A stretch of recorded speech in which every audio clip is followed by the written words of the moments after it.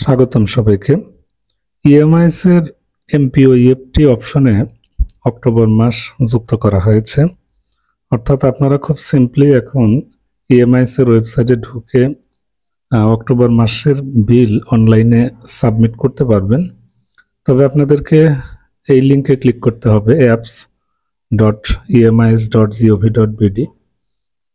আপনারা হুবহু এই লিঙ্কটাতে ক্লিক করবেন। সরাসরি ইএমআইএস এর ওয়েবসাইটে আপনারা এই মুহূর্তে প্রবেশ করতে নাও পারতে পারেন। সো আপনারা শুধুমাত্র এমপিও ইএফটির যে লিঙ্ক, সেই ইএফটি লিঙ্কে ক্লিক করবেন। ক্লিক করার পর ডান কোণে একদম লগ ইন অপশন পাচ্ছেন।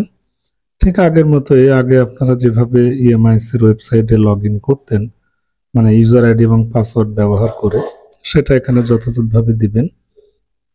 এখানে ইউজার আইডি এবং পাসওয়ার্ড মূলত এমপিও কাজের জন্য আপনারা যেটা ব্যবহার করেন সেটা দিয়ে লগ ইন করবেন। অত্যন্ত সতর্কতার সাথে কাজটি করবেন। লগ ইন করলে আপনাদের সামনে এরকম ইএফটির ইন্টারফেস প্রদর্শিত হবে। আপনারা এখান থেকে এমপিও অপশনে ড্রপডাউনে ক্লিক করবেন। ক্লিক করলে এখানে বেশ কিছু অপশন পাবেন, যেমন বিল সাবমিট, ইএফটি ডাটা আপডেট এবং পেমেন্ট স্ট্যাটাস। তো আমরা যেহেতু বিল সাবমিট করব, এই জন্য আমাদেরকে মূলত বিল সাবমিট অপশনে ক্লিক করতে হবে।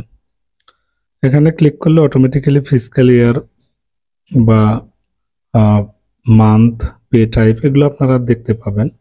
এখান থেকে শুধুমাত্র আপনাদেরকে মাসটা সিলেক্ট করতে হবে। দেখেন এখানে কিন্তু অক্টোবর মাস আগে ছিল না, বাট আজ থেকে অক্টোবর মাসটা যুক্ত হয়েছে। সো এখন অক্টোবর মাস আমরা সিলেক্ট করে দেব। সিলেক্ট করে দেওয়ার পর ডান পাশ থেকে আমাদের প্রতিষ্ঠানের যে এমপিও কোড আছে সেটা সিলেক্ট করব। সিলেক্ট করলে আপনার প্রতিষ্ঠানের জনবলের তালিকা এখানে পাবেন।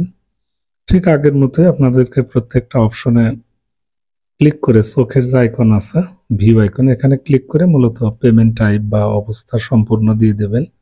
দিয়ে দেওয়ার পর সাবমিট দেবেন।